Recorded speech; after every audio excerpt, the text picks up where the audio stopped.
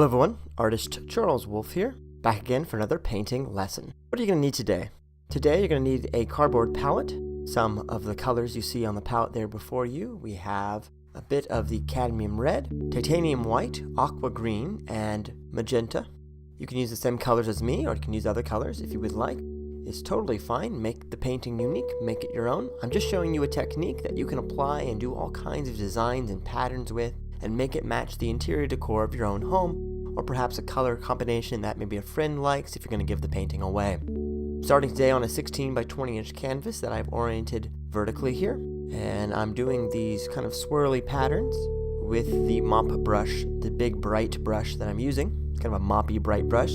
It's such a large brush that to me it feels like a mop brush, but probably it's more accurately described as a bright brush.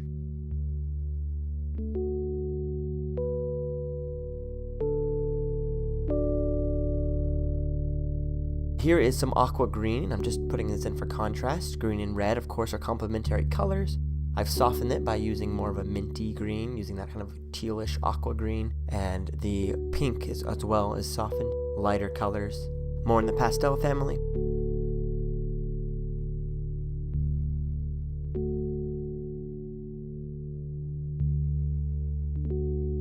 Here is some permanent magenta, sort of mixed throughout. You can see that I'm not really cleaning my brush, I'm just grabbing more of the pure pigmentation and doing this upward sort of half circle swirl pattern. You are going to need a cardboard palette, some acrylic paint, the bright brush, a canvas, and you're going to want a blow dryer as well as some painter's masking tape. If you got all that, you're ready to start.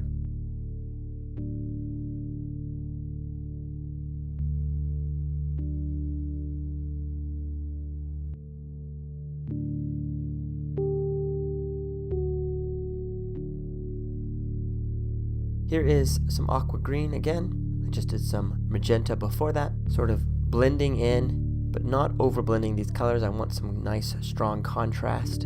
Basically, I'm just filling up all the white of the canvas.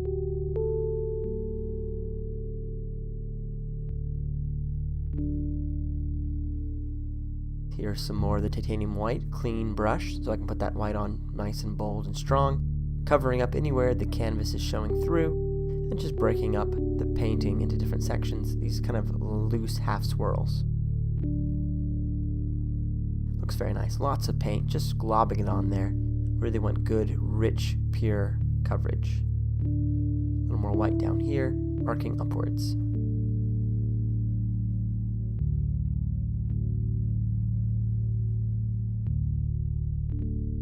Can always go brighter and bolder with more color. Here's a touch more of the magenta. Lots of vivid moving brush strokes, intermingling a little bit, but not too much. You still want some pure pigmentation showing through.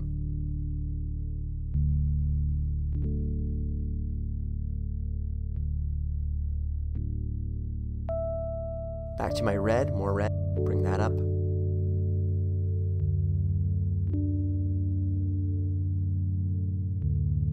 You can do any pattern you want. You can do squares, swirls, kind of random blotches, whatever pattern underneath here. There's going to be 2 layers to this piece. You could actually do more. I've seen some artists do 4 or 5 layers using this technique. Different abstract artists here on YouTube. But for me, and today, in the image that I have in my head, just 2 layers will do the job. Really trying to demonstrate this technique. I did a similar piece. I really like the way it turned out, but I'm going to try to make it more precise and really watch the edges with the masking tape and try to make it more straight. I'll show you how that works when we get there.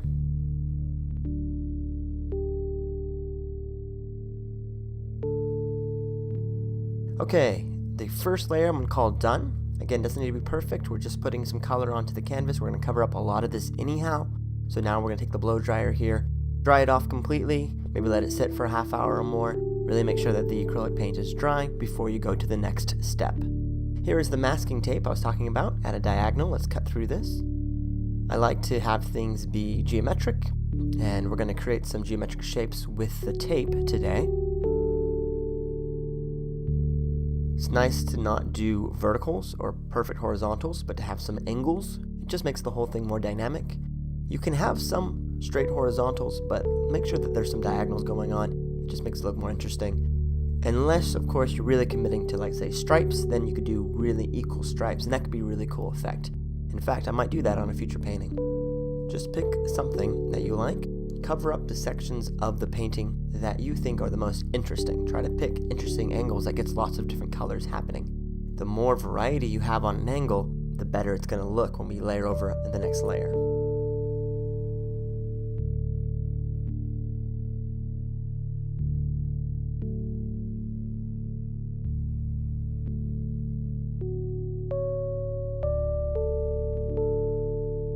The masking tape I'm using here is sort of tugging. I'm trying to get it to lay smooth and flat against each other without tugging. I'm also making sure that I'm not overlapping the other edges from one layer of tape to the next because I want there to be sharp, clean edges on these pieces. Tape is not sticking particularly well today. Not sure why, but we'll just keep playing with it until we get it to be about what we need. Whatever we cover up with the tape will be visible later on, so keep that in mind. It's sort of like negative painting. You're maintaining some of the paint and covering up other sections.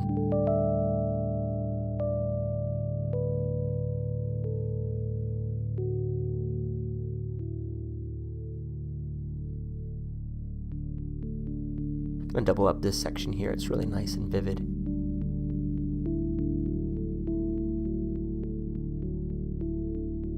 Just gently lay this down.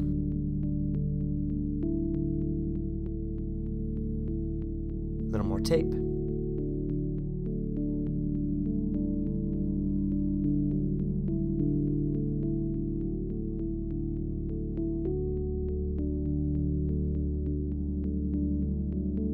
For the bottom, I'm going to have it be kind of a single horizontal stripe, and I think that'll look nice. It's good to mix it up sometimes. If you have a rule, break it every once in a while. One of my rules is always to have different numbers of objects interacting with the edges, a different number of colors, blotches, what have you, stripes even. But here, I'm going to break that and have just one single band of color at the bottom.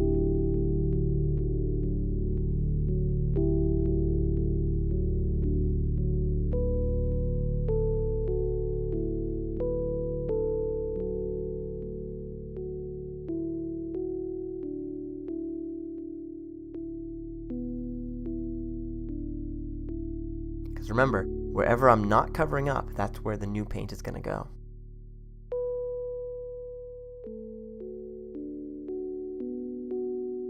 More layers here of tape. Parallel angles.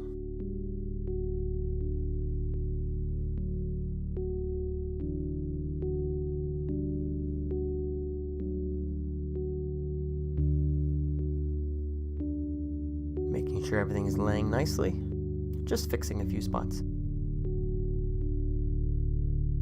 Okay, take some cadmium yellow and some aqua green, and if you have a metal spatula handy or a palette knife, this can work too. We're gonna knife or spatula on some of this paint. I'm using a big spatula so I get good coverage and I can do it quickly.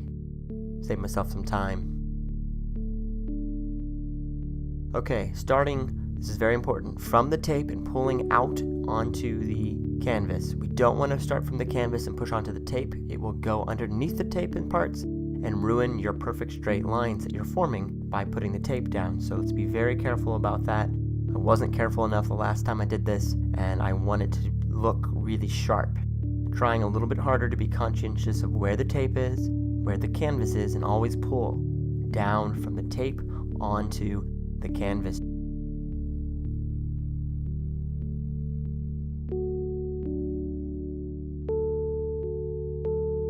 Made a nice spring green here with the mixture of aqua and cadmium yellow. Really bold color. I was trying to figure out what color I was going to lay on top of these other colors, and I was trying to pick a color that was still in the same sort of pastel family. So I thought the spring green would be nice. I actually came up with this idea because all the buses near Raleigh are this bright spring green. I was driving along thinking about what color, saw the bus and thought, hey, that would be perfect. You never know where you will get your inspiration from. Surprising to even me what I'll see in the real world and can pull into something like an abstract. Again, following my tape lines here, more of the green, running out of mixture. I'll have to make some more. Make sure that you have good, thick coverage. We don't want any of the paint underneath to be showing through in these sections. You may be wondering why I didn't just cover up the sections that I needed and just paint the areas I needed before I put the tape on and leave big portions of the canvas blank on the first layer. And you could do that, but that requires a certain amount of planning, and I didn't know exactly how this painting was going to take shape. I'm using acrylic paint, which I don't mind using large quantities of as it is relatively cheap. I decided to paint the entire canvas first and then pick later where I was going to put my tape. I find that that works well for my process. If you can think 3 or 4 steps ahead and can pick out the exact shape that you want on the canvas, you can definitely just paint the underlayer where you need the underlayer only. For me, that's too much thinking. I want to see it, and then I want to mess with it. If I can get it on the canvas first, then I know what I'm working with. It's harder for me to visualize everything that far ahead when it comes to abstracts. Landscapes, I have enough practice that I can visualize the end result a little bit better and more accurately, but the process of exploration is what I love about painting abstracts, and I don't want to lose that fun quality. So not planning everything to start out with means that I get that enjoyment of exploration. So that's why I tend to work the way that I do. That may not work for everybody. Find the method and the approach that works best for you and stick with that.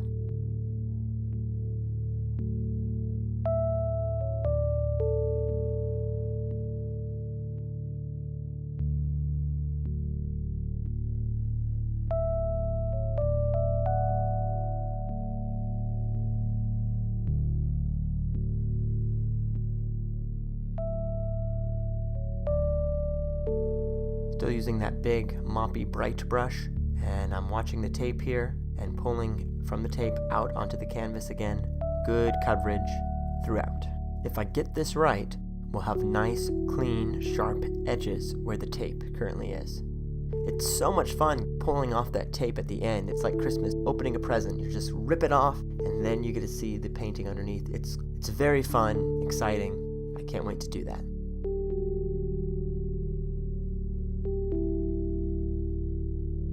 Before I get to take off the tape and do the fun part, I gotta finish putting on the paint here.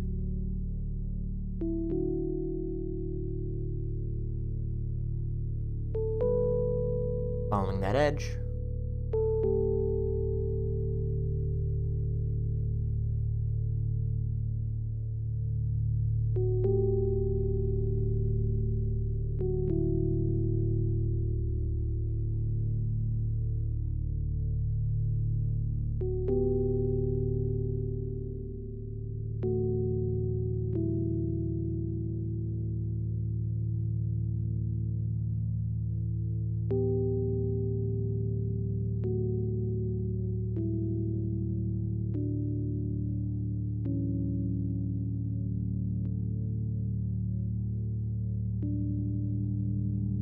Tricky spot here where the two edges of the tape meet.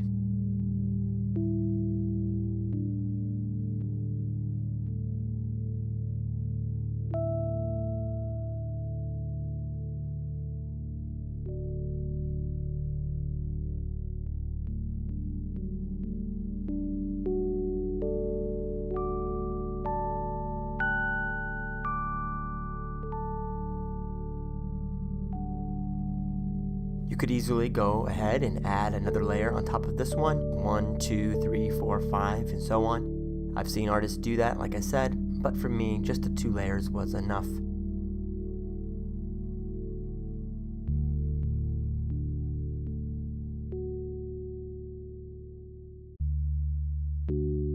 I like these big fields of bold geometric colors. It's kind of fun.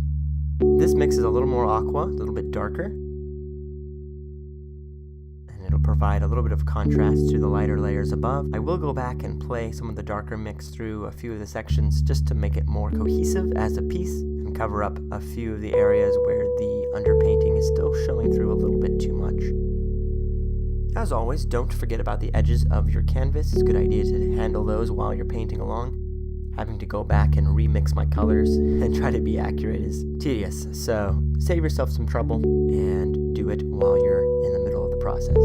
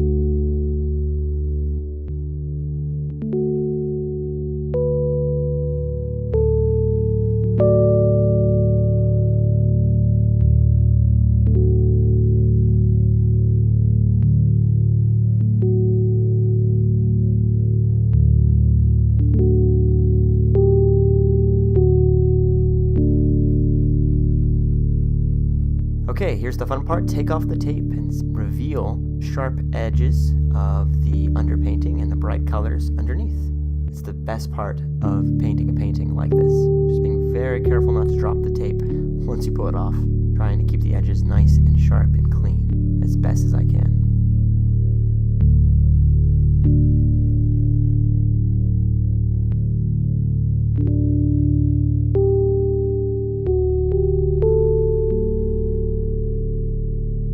And there you have essentially a finalized piece.